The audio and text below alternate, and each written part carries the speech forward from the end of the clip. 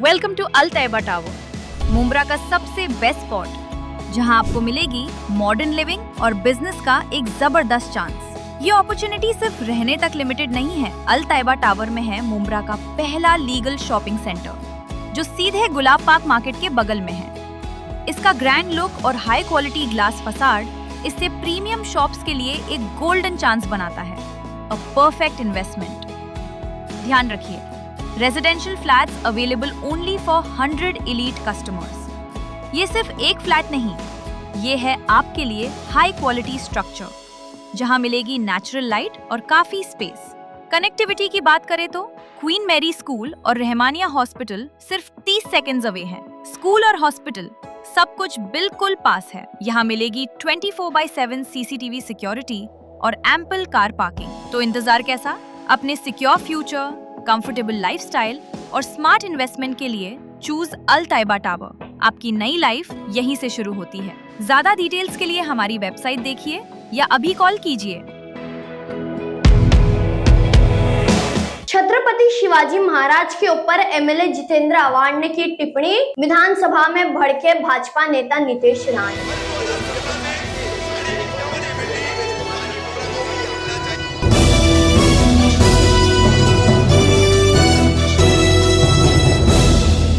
कामदार Hindustani reporter में आपका स्वागत है। मुंब्रा कल्वा के विधायक एमएलए जितेंद्र आव्हाड, जिनके ऊपर विधानसभा में आरोप लगा के इन्होंने छत्रपति शिवाजी महाराज के ऊपर टिप्पणी की है और अपमानजनक बातें की है, जिसको लेकर के बीजेपी के नेता नीतीश राणे भड़क गए और उनका एक आक्रामकता रूप देखने को मिला। जिसके बाद एमएलए जितेंद्र आव्हाड से स्पीकर द्वारा सबके सामने माफी मंगवाई गई। क्या बोले हैं इस पूरे मामले को लेकर के नीतीश राणे और किस तरीके से एमएलए जितेंद्र आव्हाड ने माफी मांगी, देखिए हमारी आज की पूरी इस खबर में। अध्यक्ष महोदय, नाहीतर अध्यक्ष महोदय उद्या हे काही बोलत जातील आणि इथे काय छत्रपती शिवाजी महाराजांबद्दल बोललेत अध्यक्ष महोदय।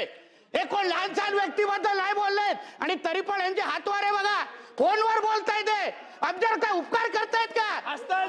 एवढं बोलायचं ना, जाऊन बोला ना त्या टिपे आणि औरंगाबादबद्दल। जाऊन आम्ही काय बोलणार? पण पहिले ना अध्यक्ष महोदय निलंबित करा। अध्यक्ष महोदय, अध्यक्ष महोदय निलंबित करा। एक लक्षात घ्या अध्यक्ष महोदय, हे असं हे काय प्रकार आहे अध्यक्ष महोदय?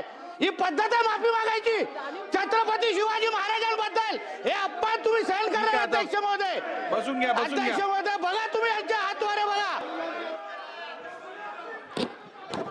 एक लक्षात घ्या, या सभागृहात एखाद्या विषयावरती मी निर्देश दिल्यानंतर, त्या निर्देशाचं पालन झाल्यानंतर त्यांनी दिलगिरी व्यक्त केलेली आहे, त्यांनी सभागृहाची माफी मागितलेली आहे, त्यांनी म्हटलेलं जे आहे ते मी रेकॉर्डवरनं काढून टाकलेलं आहे। त्यामुळे आता आपण याच्यात पुढे जायला पाहिजे। आता आपण कामकाज पुढे न्यायला पाहिजे। बसून घ्या।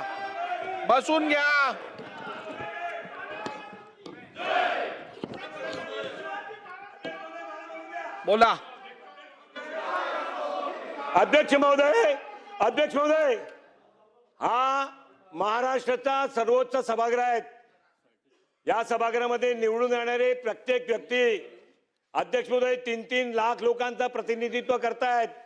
परंतु हा संपूर्ण महाराष्ट्राचा सर्वोच्च सभागृह असून 12.5 कोटी या महाराष्ट्राच्या नागरिकाचा अध्यक्ष महोदय प्रतिनिधित्व हा सभागृह करतोय।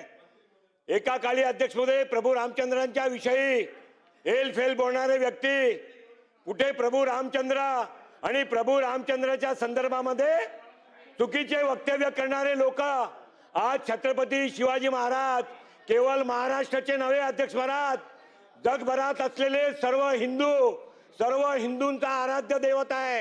केवळ एका कम्युनिटीला, एका जातीचा, एका धर्माचा लोकांना, विशिष्ट लोकांना खुश करण्यासाठी जर जितेंद्र आव्हाड अध्यक्ष महोदय केवळ दिलगिरी व्यक्त करत असेल, ते दिलगिरी पुरती नाही आहे। हे संपूर्ण महाराष्ट्र नाही, जगभराचे सर्व हिंदूंचा आराध्य दैवताचा अपमान आहे। आणि म्हणून अध्यक्ष महोदय माझी मागणी आहे, अध्यक्ष महोदय माझी मागणी आहे अध्यक्ष महोदय दिलगिरी शब्द हा चुकून जर तोंडातून निघाला त्यासाठी दिलगिरी व्यक्त केली जाते. जाणून बुजून या देशाच्या हिंदूंना चिथवण्याचा प्रयत्न जे करतायत. अध्यक्ष महोदय ऐका ना. हो ऐका ना. हो ऐका. अरे बाबा ऐका ना. हो अरे बाबा ऐका ना त्यांना. ठीक आहे, बसून घ्या. अध्यक्ष महोदय बस चला आता बसून घ्या. हो एक मिनिट ऐका. जाणून बुजून या बसून देशाच्या घ्या. एक मिनिट ऐका. हो अरे बाबा हे नाही ना असं नाही होत ना. अध्यक्ष महोदय या देशाच्या हिंदूंना हे जाणून बघा. बुजून चिथवण्याचा प्रयत्न करणारे हे ढोंगी सेक्युलरिस्ट, हे सुडो सेक्युलरिस्ट. अध्यक्ष महोदय मताचा लांगुल चलान पणन करण्यासाठी जर हिंदू देवी देवतांचा ठीक आहे. आणि हिंदूची पदपातशाही स्थापित करणारा बसून घ्या. छत्रपती शिवाजी महाराजांचा अपमान करतायत त्यांना निलंबन केला ठीक आहे, पाहिजे. मला अध्यक्ष एक गोष्ट महोदय. सांगा आणि सागर म्हणून साहेब, मला एक गोष्ट सांगा. एक मिनिट शांत बसा. एक मिनिट. त्यांच्याकडनं चुकीचं विधान झालं. हो सागर साहेब खाली बसा. मी बोलतोय असं काय करता. सागर साहेब खाली बसा. हे बघा, त्यांच्याकडनं जे विधान झालं ते चुकीचं होतं. आता एखाद्या सदस्याकडनं चुकीचं विधान जर झालं सभागृहात, ऐकून घ्या. तर आपण काय करतो सहसा, आपण ते केलेलं स्टेटमेंट रेकॉर्डवरनं काढून टाकतो. आता बसून घ्याल का? नाही तर तुम्हाला बाहेर पाठवायला लागेल मला. बसून घ्या नाही तर तुम्हाला बाहेर पाठवायला लागेल. बसून घ्या. खालती बसून घ्या. त्यामुळे नंबर 2, आपण त्या संबंधित सदस्याला दिलगिरी व्यक्त करून सभागृहाची माफी मागायला सांगतो. मी दोन्ही गोष्टी केल्या आहेत. एक मिनिट थांबा. जितेंद्र आव्हाड साहेब, मी या सभागृहातल्या प्रत्येक सदस्याला आणि विशेष करून आपण जे आता विधान केलेलं आहे त्या संदर्भात मी आपल्याला ही शेवटची संधी देतोय. यापुढे जर का छत्रपती शिवाजी महाराजांबद्दल किंवा या राष्ट्रातल्या महापुरुषांबद्दल जर का आपण चुकीचं विधान केलं तर मला नियम 53 खाली तुम्हाला या सभागृहातनं सस्पेंड करायला लागेल. त्यामुळे माझ्यावर अशी पाळी आपण आणू नयेत. माझी परत एकदा आपल्या विनंती आहे, आपण कृपया आता असं काय करताय. त्यामुळे माझी आपल्याला परत एकदा सांगणं आहे की आपण केलेल्या विधानाबद्दल आपण सभागृहाची माफी मागून ही चर्चा पुढे नेऊया.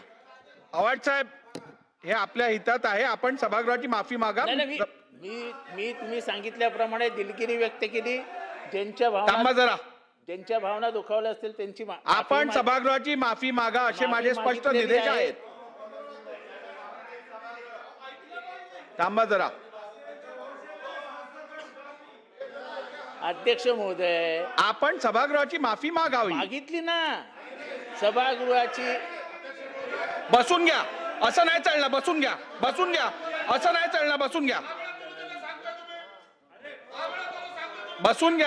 घ्या. चला आव्हाड साहेब. अध्यक्ष महोदय, मी माफी मागतो. बस ऐका. आता अध्यक्ष महोदय, चला बस. अध्यक्ष त्यांनी महोदय, सभागृहाची माफी मागितलेली आहे. संपला विषय. चला आता पुढे जाऊया.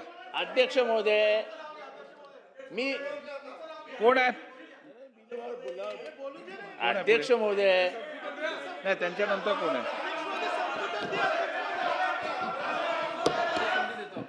चला.